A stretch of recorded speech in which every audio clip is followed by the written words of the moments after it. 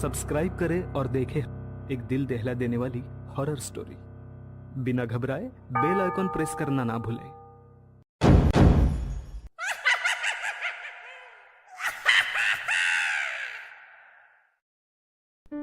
इस कहानी के लेखक हैं विजेंद्र कुमार कर्ण। आसमान में काले काले बादल दिखाई दे रहे थे। आसमान को देखकर ऐसा लग रहा था कि किसी कलाकार ने काले रंग से पूरे आसमान को रंग दिया है। आर्यन और सुनिधि एक दूसरे के हाथों में हाथ डाले सड़क किनारे बातें करते हुए चले जा रहे थे। कुछ और लोग भी उसी रास्ते से गुजर रहे थे, कुछ पैदल तो कुछ गाड़ियों में। लेकिन सभी में एक बात कॉमन थी, उन सभी लोगों को घर पहुंचने की जल्दी थी, क्योंकि कभी भी बारिश हो सकती थी। कभी कोई कार, कभी बाइक, तो कभी कोई बड़ी सी गाड़ी पूरी स्पीड में सड़क से गुजरती। लेकिन उन सब से उलट सुनिधि की बातों में खोए आर्यन को घर पहुंचने की कोई जल्दी नहीं थी।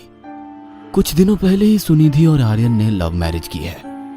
पहले तो दोनों के घर वालों को दोनों के रिश्ते से ऐतराज था, लेकिन फिर उनका प्यार देखकर वे मान गए। आर्यन को भले ही घर पहुंचने की कोई जल्दी नहीं थी, लेकिन सुनिधि आसमान की ओर बार बार घूरे जा रही थी। आर्यन, देख रहे हो कितने घने बादल हैं? बरसना शुरू होंगे तो हम कहाँ छिपेंगे?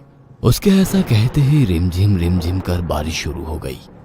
ऐसा लग रहा था कि बारिश भी इस प्रेम से भरे जोड़े को भिगोना चाहती है। ये लो, तुमने कहा और बारिश होनी शुरू हो गई।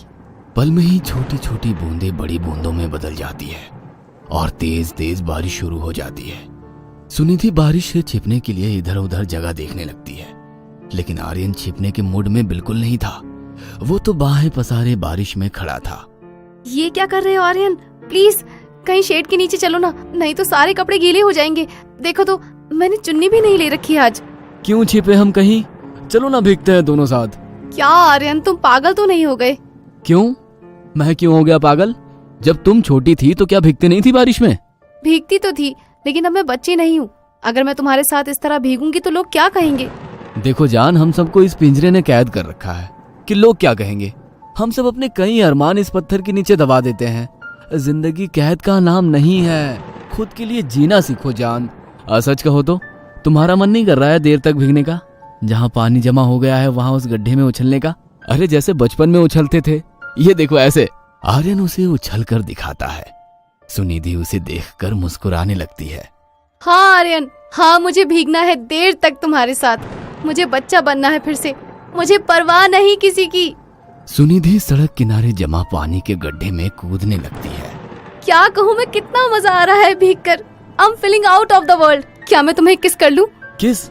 अरे इतने लोग देख रहे हैं हमें, क्या कहेंगे वो? कहने दो उन्हें, मुझे किसी की परवाह नहीं। बारिश में भीगते दोनों सड़क पर चले जा रहे थे। लगातार बारिश होने के कारण सड़क पर कई जगह पानी भर गया था, लेकिन बारिश भी लगता था कि जिद पर अड़ गई है। वो बरसती ही जा रही थी, बरसती ही जा रही थी। वे दोनों अंदाजे से सड़क पर चले जा रहे थे, लेकिन तभी सुनिधि जोर से चीख पड़ी, आर्यन! आर्यन जब तक समझ पाता कि क्या हुआ है, सुनिधि का हाथ उससे छूट गया और वो सड़क के किनारे उस गहरे मेन होल में गिर गई, जिसे शायद मरम्मत के कारण खोला गया था या उस पर ढक्कन था ही नहीं। सुनिधि! सुनिधि! पल में ही वहां पर लोगों की भीड़ लग गई। आर्यन उस मेन होल में खुद भी उतरने वाला था, तभी आसपास से गुजर रहे लोगों ने उसे रोका। छोड़ो, छोड़ो मुझे, मेरी सुनिधि, मेरी पत्नी गिर गई है इस मेन होल में, छोड़ो। जीवन कितना अनिश्चित है ना। कुछ पल पहले प्यार में डूबे आर्यन और सुनिधि का जीवन एकदम से बदल जाएगा, किसे पता था। बारिश थमी और आर्यन का जीवन भी, लेकिन आंसू, उसके आंसू नहीं थमे। मेन होल में जिंदा प्रवेश की हुई सुनिधि जब बाहर आई तो वो लाश बन चुकी थी। म्यूनिसिपालिटी के लोगों को उसकी लाश को मेन होल से बाहर निकालने में काफी समय लग गया था। मौत बहुत ही गंभीर होती है, लेकिन सुनिधि के चेहरे पर गंभीरता नहीं थी, शांति थी। लेकिन आर्यन अशांत हो गया था। सुनिधि, सुनिधि, उठ जाना, उठ जाना, अरे उठना। आर्यन कैसे रहेगा तेरे बिना, कैसे जिएगा, कौन संभालेगा मुझे? भगवान, भगवान, ये क्या कर दिया आपने, ये क्या कर दिया? सुनिधि, आंखें खोलो, आंखें खोलो, मुझे किस करो, मेरे माथे के बीच में जैसे तुम क्या करती हो और मैं सब कुछ भूल जाता हूँ, सारे गम, सारी तकलीफ। प्लीज करो ना किस, प्लीज करो ना। मृत इंसान ना तो आंसुओं को देख सकता है और ना ही उस दर्द को महसूस कर सकता है जो उनके अपनों को होता है। मृत इंसान तो अपना नाम तक खो देता है। पल में ही लोग उसे बॉडी कहकर बुलाने लगते हैं। आप अपनी वाइफ की बॉडी अब ले जा सकते हैं। अस्पताल में पोस्टमार्टम के बाद सुनिधि की बॉडी सफेद कपड़ों में लिपटी उसके ससुराल पहुंची। आर्यन के माता और पिता दोनों का रो रो कर बुरा हाल था। उन्हें समझ नहीं आ रहा था कि वे अपने इकलौते बेटे आर्यन को कैसे समझाएंगे। कितना खुश रहता था वो सुनिधि के साथ। आर्यन की आंखों से आंसू लगातार बह जा रहे थे। वो ये सोचकर और भी ज्यादा परेशान हो रहा था कि सुनिधि का शरीर कुछ पलों में खाक हो जाएगा। हंसती बोलती उसकी सुनिधि अब कभी उससे बातें नहीं कर पाएगी, उसके गालों को छू नहीं पाएगी, उसे सीने से नहीं लगा पाएगी। अपने ख्यालों में खोया आर्यन उसकी बॉडी के पास बैठा हुआ था। पास ही अगरबत्ती जल रही थी और उसका धुआं कमरे में फैलता जा रहा था। तभी उसके पापा ने उसे बुलाया। पापा के साथ पंडित जी भी थे और उनके हाथों में एक पत्री थी। आर्यन, सुनिधि की मौत पंचक में हुई है, इसलिए हमें पंचक के अनुसार उसका अंतिम संस्कार करना होगा। पंचक? पंचक यानी 5 ग्रह नक्षत्रों की एक ऐसी दशा जो बहुत ही अशुभ होती है। यदि पंचक में किसी की मृत्यु हो जाए तो उसके साथ ही उसके कुल, उसके खानदान के 5 और लोगों की मौत हो जाती है। शास्त्र कहता है कि घनिष्ठ पंचकम ग्रामे सदभिषा कुल पंचकम पूर्वा भाद्रप्रदा रथ्या चोतरा गृह पंचकम रेवती ग्राम बाह्याम च एतत पंचकम लक्षणम। अर्थात यदि घनिष्ठ नक्षत्र में मृत्यु हुई है तो गांव में 5 लोग, शतभिषा नक्षत्र में मृत्यु हुई हो तो उसी कुल में 5 लोग, पूर्वा नक्षत्र में मृत्यु हुई है तो उसी मोहल्ले में 5 लोग, उत्तरा में हो तो उसी घर में 5 और, रेवती में हो तो दूसरे गांव नगर में 5 लोगों की मृत्यु संभव है। और कभी कभी तो ये सभी मौतें भी देखी गई है। आर्यन बेटा, इसलिए हमें पंचक के नियमों के अनुसार ही तुम्हारी पत्नी का अंतिम संस्कार करना होगा, तभी इस अनहोनी से बचा जा सकेगा। और इसके लिए तुम्हारी पत्नी के शव के साथ आटे, बेसन या कुश, जिसे सूखी घास कहते हैं, उससे बने 5 पुतले अर्थी पर रखकर उन 5 का भी तुम्हारी पत्नी के शव की तरह पूर्ण विधि विधान से अंतिम संस्कार किया जाएगा। पंडित जी की वह बातें आर्यन को अजीब सी लग रही थी। उसे पंडित जी पर गुस्सा भी आ रहा था, लेकिन वो उन पर अपना गुस्सा निकाल तो नहीं सकता था। पापा प्लीज, प्लीज मेरी सुनिधि की मौत का मजाक मत बनाइए। मैं इन सब चीजों को नहीं मानता। मेरी जिंदगी की सबसे बुरी चीज घटित हो चुकी है, अब क्या होगा? देखिए, मैं जानता हूं कि आप सब इन बातों को मानते हैं, लेकिन प्लीज मुझे इस अंधविश्वास में मत घसीटिए। इकलौते बेटे आर्यन की जिद के आगे उसके पिता झुक गए। सुनिधि का अंतिम संस्कार पंचक के नियमों के बिना पूरा किया गया।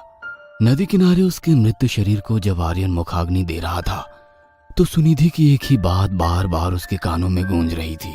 मान लो सुनिधि, कल को कहीं ऐसा हो जाए कि तुझे मेरे बिना पूरी जिंदगी जीना पड़े, तो तू रह पाएगी?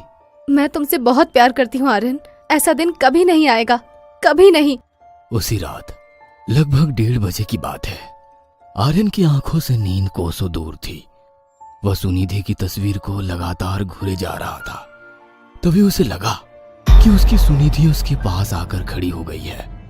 वो उसे छूने की कोशिश करता है, लेकिन जैसे ही वो उसे छूने की कोशिश करता है उसका हाथ उसके शरीर से आर पार हो जाता है। घर के बाहर कुत्ते के रोने की आवाज लगातार आ रही थी और वो रोना कुछ ऐसा था जैसे कि कुछ अनिष्ट होने वाला है। आर्यन बार बार सुनिधि को छूने की कोशिश करता है, लेकिन नहीं छू पाने के कारण वो झुंझला जाता है। तभी उसके कानों में एम्बुलेंस की आवाज गूंजने लगती है। वो अपनी खिड़की खोलकर घर के बाहर झांकता है। उसके पड़ोस वाले अग्रवाल अंकल को स्ट्रेचर पर लादकर अस्पताल ले जाया जा रहा था। अगली सुबह आर्यन के पड़ोस से जोर जोर से रोने की आवाज आ रही थी। आज सुबह अग्रवाल जी और उनकी पत्नी दोनों की मौत हो गई। आर्यन ने अपने पापा को यह बात अपनी माँ से कहते हुए सुना। एक पल के लिए उसकी आंखों के आगे अग्रवाल अंकल और आंटी का चेहरा आ गया, क्योंकि बचपन से ही उन्होंने उसे देखा था। उनकी गोद में वो खेला भी था। वह दोनों अपनी भतीजे के साथ रहा करते थे। अग्रवाल अंकल का एक ही बेटा था, नवीन। वह एयरफोर्स में था, लेकिन पिछले साल वो शहीद हो गया था। अग्रवाल अंकल और आंटी कितने अकेले हो गए थे उसके जाने के बाद। हालांकि उन्हें अपने बेटे की शहादत पर गर्व था। धीरे धीरे उन दोनों ने जीवन के इस कड़वे सच को स्वीकार कर लिया था और सामान्य जीवन जीने की कोशिश कर रहे थे। आर्यन की शादी में अंकल और आंटी भी जमकर नाचे थे।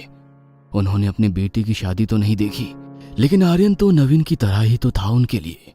अच्छे भले तो थे वे लोग, अचानक क्या हो गया उन्हें, वो भी एक साथ? हार्ट अटैक बता रहे हैं डॉक्टर, लेकिन मैं जानता हूं कि यह मौत क्यों हुई है। बूझे मन से आर्यन के पापा ने यह बात आर्यन से कही, फिर ऊपर के कमरे में चले गए। आर्यन को पापा की यह बात समझ नहीं आई, लेकिन उसके कानों में पंडित जी की बात गूंजने लगी। तुम्हारी पत्नी की मौत पंचक में हुई है। अगर पंचक के नियमों के अनुसार उसका अंतिम संस्कार ना किया गया तो 5 मौतें और होंगी, घर में, पड़ोस में, रिश्तेदारी में। पंडित जी की आवाज के साथ मोबाइल की घंटी की आवाज भी गूंज रही थी आर्यन के कानों में। पापा का मोबाइल लगातार बजे जा रहा था। पापा कहाँ हो आप? आपका फोन बज रहा है पापा। आर्यन घबराया हुआ सीढ़ियों से ऊपर जाता है तो उसे लगता है कि कोई उसके आगे आगे चल रहा है। उसे वो दिखाई तो नहीं देता, लेकिन उसे यह एहसास हो रहा था कि कोई उसके साथ ऊपर चढ़ रहा है।